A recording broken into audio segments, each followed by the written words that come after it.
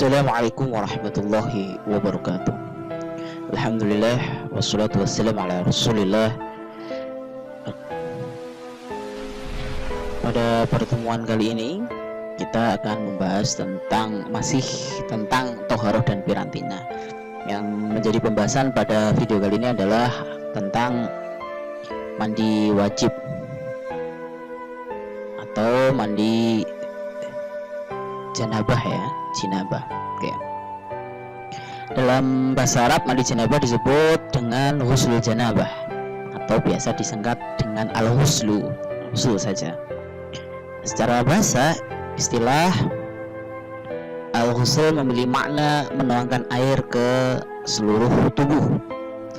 Sedangkan istilah janabah bermakna jauh atau al-bu'du, lawan dari al-qorobah, di mana istilah janabah dalam fikih dipakai untuk menunjukkan kondisi seseorang yang keluar air maninya atau telah melakukan hubungan suami istri, dan disebut jauh karena seseorang itu junub harus menjauhi sholat, masjid, dan membaca Al-Quran.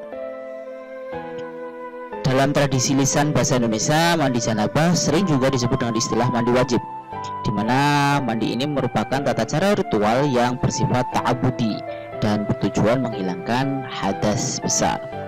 Sedangkan secara terminologi, mandi didefinisikan isti'malu ma tahurin fi jami'il badani ala wajhin mahsusin bisyurutin wa arkanin, yaitu memakai air yang suci pada seluruh badan dengan tata cara tertentu dengan syarat-syarat dan rukun-rukunnya. Kemudian pembahasan berikutnya adalah sebab yang mewajibkan mandi janabah. Itu ada 6. Para ulama sepakat bahwasanya yang mewajibkan seorang muslim untuk melakukan mandi janabah atau mandi wajib itu ada 6. 3 hal diantaranya dapat terjadi pada laki-laki dan perempuan, dan 3 yang lainnya hanya terjadi pada perempuan. Yang pertama adalah keluar mani. Para ulama sepakat bahwa keluar air mani menyebabkan seorang menjadi janabah, baik dengan cara sengaja seperti jima ataupun masturbasi, maupun dengan cara tidak sengaja seperti mimpi atau sakit. Demikian pula terjadi pada laki-laki maupun perempuan. Kemudian yang kedua yaitu bertemunya dua kemaluan. Maksud dari bertemunya dua kemaluan adalah kemaluan laki-laki dan kemaluan wanita atau perempuan.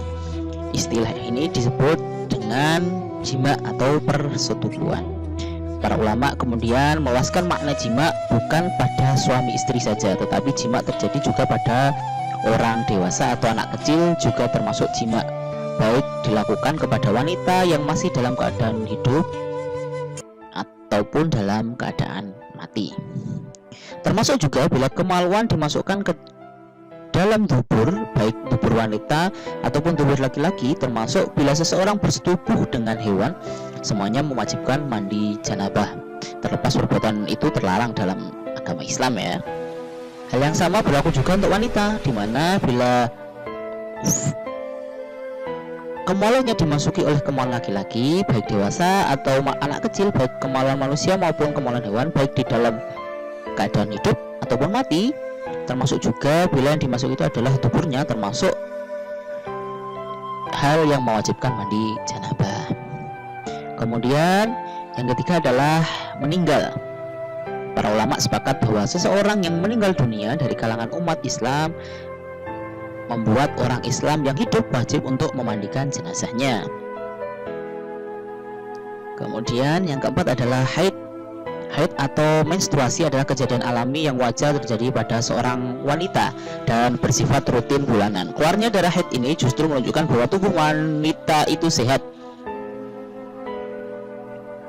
Dalam Al-Quran sendiri menyebut bahwa wanita yang haid sedang mengeluarkan kotoran, dan para ulama sepakat bahwa haid juga merupakan sebab diwajibkan mandi janabah. Di dalam Al-Quran ada di dalam surat Al-Baqarah ayat 222 ya. Kemudian yang kelima adalah nifas. Nifas merupakan darah yang keluar dari kemaluan seorang wanita setelah melahirkan. Para ulama sepakat bahwa nifas termasuk yang mewajibkan mandi janabah. Meski bayi yang dilahirkan dalam keadaan meninggal, begitu berhenti dari keluarnya darah sesudah persalinan, maka wajib atas wanita itu untuk mandi janabah. Adapun dasar diwajibkannya wanita yang nifas untuk mandi janabah adalah ijma yang didasarkan pada qiyas kepada haid. Kemudian yang terakhir adalah melahirkan atau wiladah. Seorang wanita yang melahirkan anak, meski anak itu dalam keadaan mati, maka wajib atasnya untuk melakukan mandi janabah. Bahkan sekalipun jika saat melahirkan tidak ada darah yang keluar, artinya meski seorang wanita tidak mengalami nifas, namun tetap wajib atasnya untuk mandi janabah lantaran persalinan yang dialaminya. Sebagian ulama mengatakan bahwa ilat atas wajib mandinya wanita yang melahirkan adalah karena anak yang dilahirkan itu pada hakikatnya adalah mani juga, meski sudah berubah wujud menjadi manusia. Demikian dasar adalah qiyas kepada seseorang yang mengeluarkan mani. Dengan dasar ini, maka bila yang lahir bukan bayi tetapi janin sekalipun tetap diwajibkan mandi lantaran janin itu pun asalnya dari mani. Kemudian tata cara mandi janabah yang dipraktekkan oleh Rasulullah SAW. Secara umum, pembahasan tata cara atau ritual mandi janabah meliputi amalan yang bersifat rukun dan sunnah. Nah, kalau praktek Rasulullah, Al-Quran menyebutkan syariat mandi janabah secara global. Dalam hal rinciannya, praktek mandi Rasulullah menjadi penafsir atas aturan global tersebut.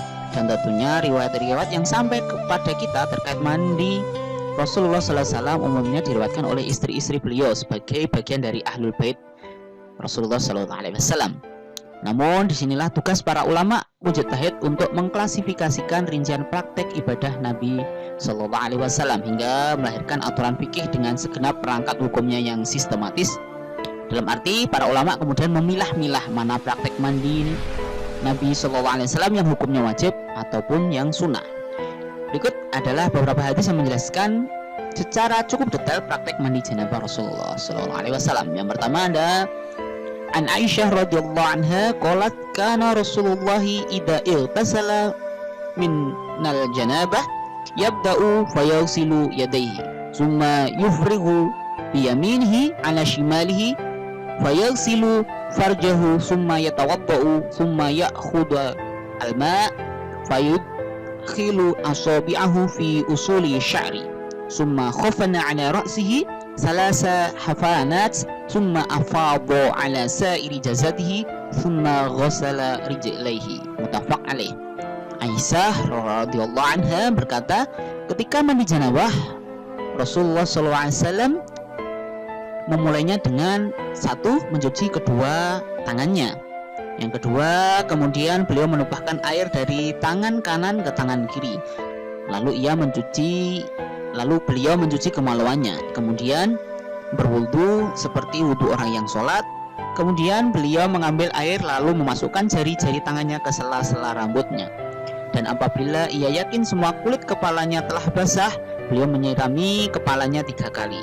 Kemudian beliau membersihkan seluruh tubuhnya dengan air. Kemudian diakhiri beliau mencuci kakinya. Hadis riwayat Bukhari Muslim. Kemudian ada hadis yang kedua, yaitu An Ibni Abbas qalat Maimunah wada'tu lin Nabi sallallahu alaihi wasallam ma'an lil ghusli fa ghassala yadayhi marrataini aw thalathan thumma afragha ala shimalihi fa ghassala madhakirahu thumma masaha yadayhi bil ard thumma madmada wastanshaqa wa ghassala wajhahu wa yadayhi thumma afadha ala jasadihi thumma tahawwala min makanihi fa ghassala qadamayhi. Rawahu Bukhari. Dari Ibnu Abbas berkata, Maimunah berkata, aku menyiapkan air mandi untuk Nabi SAW. Beliau mencuci kedua telapak tangannya 2 atau 3 kali. Kemudian beliau menuangkan air ke telapak tangan kirinya dan membasuh kemaluannya. Kemudian beliau usapkan tangannya ke tanah, kemudian berkumur dan memasukkan air ke dalam hidung lalu membasuh wajah dan kedua tangannya. Kemudian beliau mengguyur seluruh tubuhnya. Setelah itu beliau bergeser dari tempat semula lalu mencuci kedua kakinya. Ini hadis yang kedua. Kemudian hadis yang ketiga ada An Ibni Abbas qala qalat Maimunah wada'tu lin Nabi sallallahu alaihi wasallam ghuslan fa satartuhu bi thawbin wa sabba ala yadayhi fa ghasalahuma thumma sabba bi yaminihi ala shimalihi fa ghasala farjahu fa daraba bi yadihi al-ard fa masahaha thumma ghasalaha fa madmada wastanshaqa wa ghasala wajhahu wa dhira'ihi thumma sabba ala ra'sihi wa afada ala jasadihi thumma tanahha wa ghasala qadamaihi fa nawaltuhu thawban falam ya'khudhu fantalaqa wa huwa yanfudu yadayhi, rawahul Bukhari. Dari Ibnu Abbas berkata, telah berkata Maimunah radhiyallahu anha, aku memberi air untuk mandi kepada Nabi sallallahu alaihi wasallam, lalu aku tutupi beliau dengan kain, maka beliau menuangkan air ke tangannya lalu mencuci keduanya, kemudian menuangkan air dengan tangan kanannya ke tangan kirinya lalu mencuci kemaluannya, lalu tangan beliau dikumpulkannya ke tanah, kemudian mengusapkannya lalu mencucinya, kemudian berkumur-kumur dan memasukkan air ke hidung, kemudian membasuh mukanya dan kedua lengannya, lalu mengguyur kepalanya, lalu menyiram seluruh badannya, dan diakhiri dengan mencuci kedua telapak kakinya. Lalu aku sodorkan kain, tapi beliau tidak mengambilnya, lalu beliau pergi dengan mengeringkan air dari badannya dengan tangannya. Hadis riwayat Bukhari. Ini adalah praktek Rasulullah menurut beberapa hadis yang diriwayatkan oleh Ahlul Bait beliau. Kemudian para ulama sepakat bahwa tafsir dan penjelasan atas tata cara mandi janabah sebagaimana diperintahkan di dalam Al-Quran terdapat pada sunnah-sunnah Rasul. Apakah sunnah tersebut berupa perkataan, perbuatan atau ketetapannya, hanya saja para ulama madhab berbeda pendapat dalam proses pemilihan hukum-hukum fikih atas setiap detail tata cara mandi janabah Rasulullah SAW tersebut, yaitu antara tata cara yang dihukumi wajib sebagai syarat sahnya ibadah mandi janabah atau semata dihukumi sunnah yang dianjurkan. Terkait detail pandangan ulama tersebut, berikut kita akan bahas satu persatu. Mandi janabah menurut empat madhab. Yang pertama adalah dari Imam madhab Hanafi ya, Imam Burhanuddin Al-Baghinani, seorang ulama bermadhab Hanafi yang kitab matannya menjadi rujukan madhab Hanafi, menetapkan praktek mandi janabah dari sisi rukun dan sunnahnya sebagai berikut. Itu rukunnya mandi janabah ada 3, yaitu madmadah atau berkumur-kumur, kemudian istinsyak memasukkan air ke dalam hidung dan membasuh seluruh badan.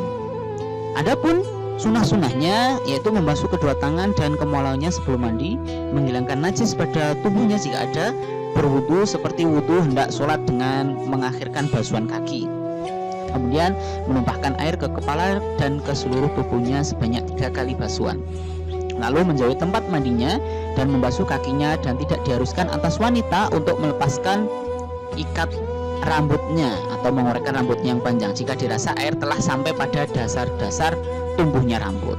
Jadi kalau airnya cukup maka bisa.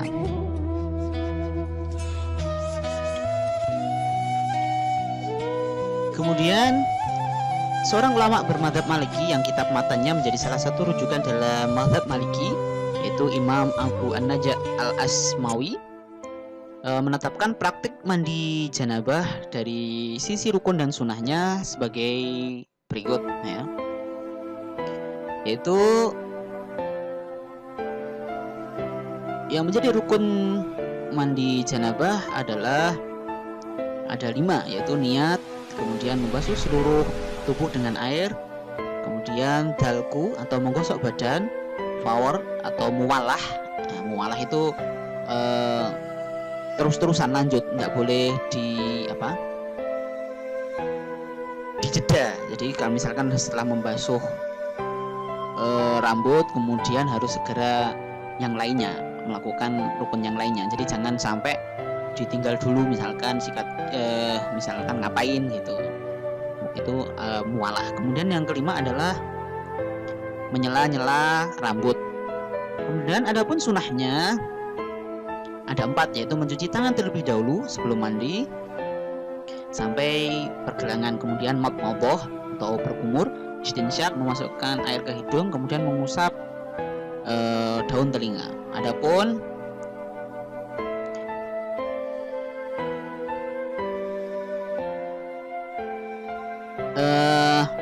fadhailnya ada 6, yaitu itu tadi mencuci tangan terlebih dahulu sudah, menghilangkan najis yang ada pada tubuh, kemudian berwudu sebelum mandi, kemudian membasuh kepala sebanyak 3 kali sebelum mandi, kemudian istinsyak membasuh bagian teratas sebelum bagian bawah, mengusap daun telinga, membasuh bagian yang kanan sebelum bagian yang kiri. Kemudian Imam Abu Syuja Asy-Syafahani, seorang ulama bermadhab Syafi'i yang kitab matanya menjadi salah satu rujukan dalam madhab Syafi'i, menetapkan praktik mandi jenabah dari sisi rukun dan sunahnya sebagai berikut.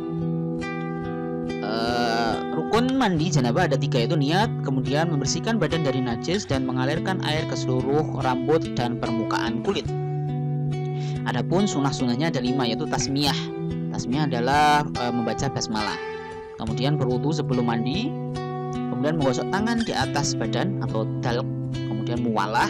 Kemudian yang kelima adalah mendahulukan anggota tubuh yang kanan atas anggota tubuh yang kiri. Sedangkan menurut Imam Abu An-Najah Al-Hijawi, seorang ulama bermadhab Hambali, ya, yang kitab matanya menjadi salah satu rujukan dalam madhab Hambali, menetapkan praktek jenabah dari sisi rukun dan sunahnya. Rukunnya ada 3, yaitu berniat, kemudian membaca tasmiyah atau basmalah, kemudian membasuh seluruh badan dengan sekali basuhan. Adapun sunahnya yaitu mencuci kedua tangan 3 kali, kemudian mencuci anggota tubuh yang terkotori najis, kemudian berwudu, menyiram kepala 3 kali dengan menyela-nyela kepala supaya airnya bisa masuk ke kulit di mana tumbuhnya rambut, dan membasuh seluruh tubuh 3 kali, melakukan dalq, menggosok badan dengan tangan, kemudian mendahulukan anggota tubuh yang kanan dan membasuh kedua kaki di tempat yang lain.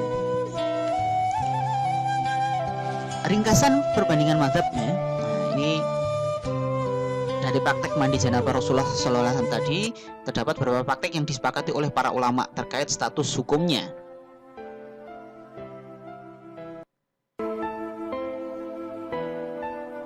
Apakah sebagai rukun, apakah sebagai sunnah saat mandi janabah tadi.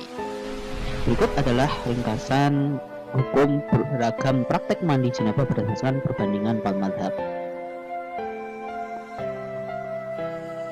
Yang mana niat untuk mazhab Maliki dan Syafi'i dan Hambali ini adalah wajib, sedangkan Hanafi adalah sunnah saja. Kemudian tasmiyah atau membaca basmalah yang mewajibkan hanya mazhab Hambali. Kemudian mencuci tangan yang mewajibkan hanya Hambali. Kemudian menghilangkan najis dan kotoran yang mewajibkan hanya Imam Syafi'i atau mazhab Syafi'i. Kemudian wudu semuanya sepakat sunnah. Kemudian madmadah dan istinsyak yang mewajibkan adalah Hanafi dan Hambali. Kemudian meratakan air ke seluruh tubuh, semua mazhab mengatakan wajib. Kemudian menyela-nyela rambut, menyiram kepala, mendahulukan yang kanan daripada yang kiri, semua mazhab bersepakat adalah sunnah. Kemudian dalq atau menggosok-gosok badannya, yang mewajibkan adalah Imam Maliki. Kemudian membasuh 3 kali, semua 4 mazhab mengatakan sunnah. Kemudian muwalah, Maliki yang mewajibkan. Jadi total Hanafi mewajibkan 2, yaitu madmadah, istinsyak dan meratakan air ke seluruh tubuh. Sedangkan yang 11 adalah sunnah. Kemudian mazhab Maliki 4 yang wajib, yaitu niat, meratakan air ke seluruh tubuh dan muwalah. Kemudian Syafi'i 3, yaitu niat, menghilangkan najis dan kotoran dan meratakan air ke seluruh tubuh. Kemudian Imam Hambali 5 wajib, yaitu niat, membaca basmalah, mencuci tangan, madmadah dan istinsyak, kemudian pertengahan air ke seluruh tubuh. Yang 8 adalah sunnah. Dan sunnah-sunnah lainnya ada tertutup ya, ini tertutup adalah tertutup untuk tempat mandinya ya, sunnah, semuanya sepakat sunnah. Kemudian doa juga sunnah, sholat sunnah juga, 4 mazhab ini mengatakan sunnah. Dari 13 praktek mandi janabah di atas, tampak bahwa para ulama menyepakati satu praktek yang dihukumi sebagai rukun mandi yang wajib dilakukan. Mereka juga menyepakati 7 praktek yang dihukumi sunnah dan 5 praktek yang diperselisihkan antara wajib dan sunnah. Praktek mandi janabah yang disepakati wajib oleh keempat mazhab adalah meratakan air ke seluruh tubuh. Sedangkan 10 praktek yang disepakati sunnah adalah mencuci tangan sebelum mandi, menghilangkan najis dan kotoran sebelum mandi, berwudu sebelum mandi, menyela-nyela rambut saat mandi, mengawali basuhan dengan menyiram kepala, mendahulukan anggota tubuh sebelah kanan dan membasuh 3 kali. Adapun kelima praktek yang diperselisihkan hukumnya antara wajib dan sunnah ada 5, yaitu niat, tasmiyah atau membaca basmalah, kemudian madmadah dan istinsyak, kemudian balak atau menggosok badan, dan kelima adalah mualah. Berikut adalah penjelasan dari ini ya, dalil-dalil yang 13 praktek mandi janabah tadi.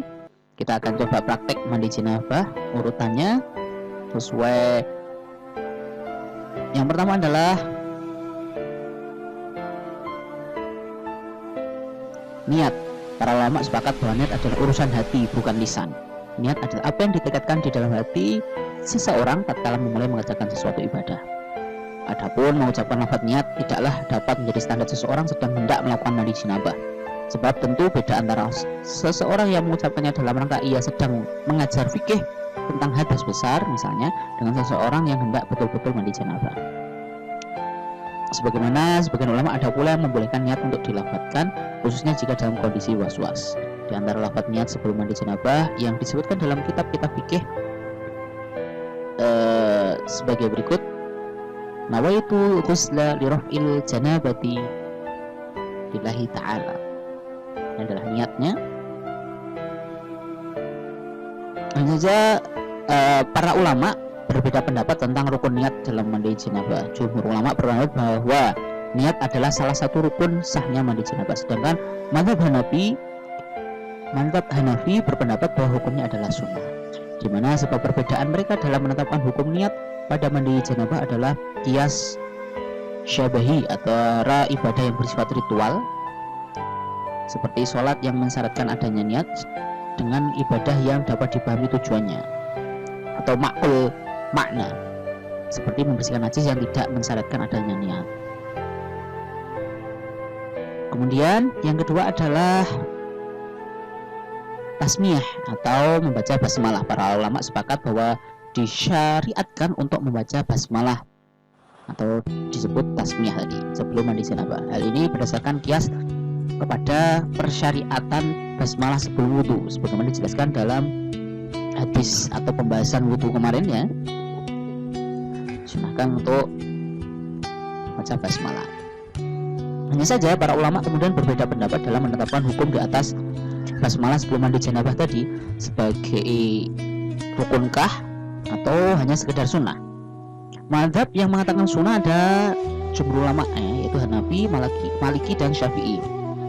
Dan mereka berpendapat bahwa basmalah adalah hukumnya sunnah, di mana mereka memahami bahwa perintah membaca basmalah dalam wudu yang kemudian ditetapkan pada mandi janabah merupakan perintah anjuran yang dihukumi sunnah. Dan mazhab yang kedua yang wajib yaitu adalah hanya mazhab Hambali. Mereka berpendapat bahwa membaca basmalah wajib dilakukan sebelum melakukan ritual mandi janabah, di mana jika seseorang sengaja untuk tidak membaca basmalah sebelum mandi, maka mandi janabahnya tidaklah sah.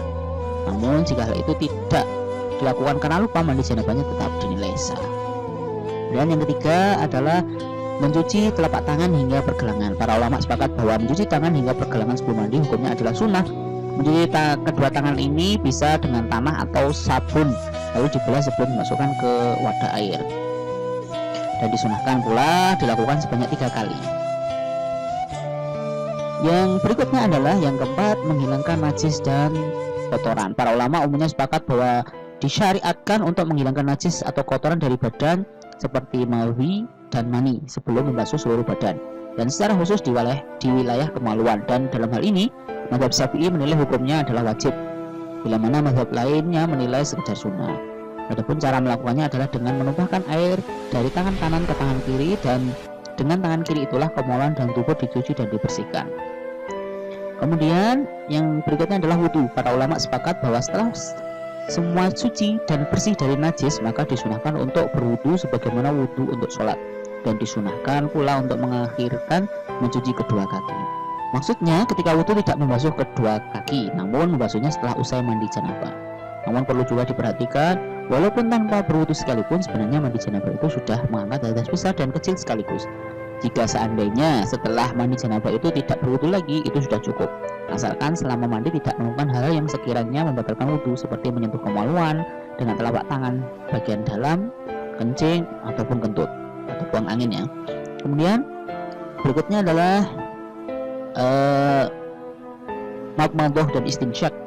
Madmadah adalah memasukkan air ke dalam mulut dan mengeluarkannya lagi, atau kalau dalam bahasa Indonesia adalah berkumur. Kalau istilah intinya adalah madmadah. Sedangkan istinsyak adalah memasukkan air ke dalam hidung dan mengeluarkannya lagi.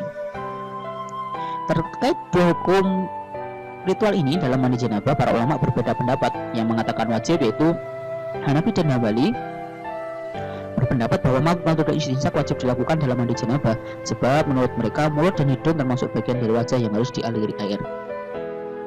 Adapun kalau mazhab yang mengatakan sunnah yaitu Maliki dan Syafi'i berpendapat bahwa keduanya adalah sunnah dalam mandi janabah, sebab menurut mereka rongga mulut dan hidung bukanlah bagian kulit yang tampak, dengan demikian tidak harus dialiri air. Dan berikutnya adalah meratakan air ke seluruh tubuh. Para ulama sepakat bahwa membasuh seluruh tubuh dengan air secara merata, baik kulit maupun rambut dan bulu, baik akarnya ataupun yang terjuntai, adalah rukun dari mandi janabah. Bahkan disyariatkan untuk melepaskan atau menghapus setiap benda yang menempel pada tubuh dan menghalangi teralirnya air ke tubuh saat mandi, seperti cat, lem, pewarna kuku atau pewarna rambut. Sedangkan pacar kuku atau tato yang tidak bersifat sampainya air ke kulit tidak harus dihilangkan, sehingga tetap sah mandinya terlepas dari masalah haramnya membuat tato. Termasuk yang dianggap tidak menghalangi air terkena kulit adalah tinta pemilu, dengan syarat tinta itu tidak menutup dan melapisi kulit. Dalam arti tinta itu hanya sekedar mewarnai saja, tidak masuk dalam pori-porinya. Kemudian berikutnya adalah menyela-nyela rambut. Para ulama juga sepakat akan disunahkan memasukkan jari-jari tangan yang basah dengan air ke sela-sela rambut sampai ia yakin bahwa kulit kepalanya telah menjadi basah. Kemudian berikutnya awali basuhan dengan siraman di kepala. Para ulama juga sepakat bahwa disunahkan untuk menyiramkan kepala dengan 3 kali siraman sebelum membasahi semua anggota badan. Kemudian mendahulukan anggota badan yang kanan. Para ulama sepakat bahwa ketika membasuh tubuh dengan air, hendaknya dimulai dari anggota tubuh yang kanan. Kemudian berikutnya adalah menggosok atau dalek. Dalek adalah menggosokkan tangan ke atas tubuh setelah dibasahi dengan air dan sebelum kering. Para ulama berbeda pendapat tentang hukum melakukan dalek dalam mandi janabah. Yang sunnah yaitu jumhur ulama mengatakan, yaitu Hanafi, Syafi'i dan Hambali berpendapat bahwa dalek tidak wajib dilakukan dalam mandi janabah, namun sekedar sunnah. Yang mewajibkan adalah mazhab Maliki, bahwa mereka berpendapat dalek wajib dilakukan dalam mandi janabah, sebab menurut mereka sekedar menggulurkan air ke atas anggota tubuh tidak bisa dikatakan membasuh seperti yang dimaksud dalam Al-Quran. Kemudian membasuh 3 kali. Para ulama sepakat bahwa disunahkan menyiram kepala 3 kali siraman. Sedangkan untuk anggota tubuh yang lain, menurut jumhur ulama juga hukumnya adalah sunnah, dikiaskan kepada kepala, kecuali menurut riwayat dari mazhab Malik yang diikuti oleh Ad-Dirdir yang berpendapat bahwa sunnahnya hanya pada kepala. Sedangkan untuk selain kepala, jika disiram sebanyak 3 kali hukumnya adalah makruh. Ini untuk mazhab Maliki tadi ya. Kemudian berikutnya adalah mualah. al-muwalah ya. Secara bahasa artinya sesuatu yang terus berkelanjutan, maksudnya adalah tidak adanya jeda yang lama ketika berpindah dari membasuh satu anggota tubuh ke anggota tubuh yang lain. Ukurannya adalah selama belum sampai mengering air tersebut di atas tubuh. Namun para ulama berbeda pendapat dalam menghukumi muwalah dalam mandi janabah. Yang mengatakan sunnah yaitu jumhur, yaitu Hanafi, Syafi'i, dan Hambali berpendapat bahwa hukumnya adalah sunnah. Kemudian yang mewajibkan adalah mazhab Maliki, mereka berpendapat bahwa hukumnya adalah wajib ya. Jika muwalah tersebut ditinggalkan secara sengaja, maka mandi janabahnya batal. Sedangkan jika ditinggalkan karena lupa, maka tidaklah batal. Kemudian tertutup, para ulama sepakat bahwa jika seseorang mandi, maka wajib menutupi auratnya dari pandangan manusia. Namun dalam ritual mandi janabah bukan hanya aurat saja yang ditutupi, tetapi disunahkan pula untuk mandi di tempat yang tertutup yang dapat menghindari pandangan manusia, meskipun ada anggota tubuh yang bukan aurat. Kemudian berikutnya adalah doa. Para ulama sepakat bahwa disunahkan pula setelah selesai dari mandi janabah untuk membaca doa sebagaimana doa setelah wudhu, meskipun doa itu adalah secara zahir hadis untuk wudhu. Para ulama juga menjelaskan bahwa disunahkan pula setelah mandi janabah berdasarkan dalil qiyas pembahasan detail tentang persoalan-soalan doa setelah bersuci, maka semuanya dibahas dalam bab wudhu. Nah, ini dikiaskan ke wudhu. Jadi sama-sama menghilangkan hadas, yaitu doanya yaitu asyhadu an la ilaha illallah wahdahu la syarikalah wa asyhadu anna muhammadan abduhu wa rasuluhu allahumma ja'alni minat tawabina wa ja'alni minal mutatahhirin. Kemudian yang terakhir yaitu adalah sholat sunnah 2 rakaat. Para ulama sepakat bahwa disunahkan pula bagi yang telah selesai mandi janabah untuk mengerjakan 2 rakaat sholat sunnah, meskipun dalil yang mendasarinya secara zahir adalah untuk ibadah wudhu juga. Ini dikiaskan sama dengan wudhu. Berikut adalah pembahasan tentang mandi janabah atau mandi wajib yang mungkin semuanya sudah pernah mempraktekannya. Jadi untuk memantapkan pemahaman antum mana yang sunnah, mana yang wajib menurut beberapa mazhab, atau kalau ini saya jabarkan yang di slide terakhir ini, praktek mandi janabah ada 13 ya, ada 13 yang wajib dan yang sunnah ya. Lebih baik melakukan yang sunnah yang supaya apa? Supaya pahalanya lebih sempurna. Syukran, ila liqa wa khairan, wassalamualaikum warahmatullahi wabarakatuh.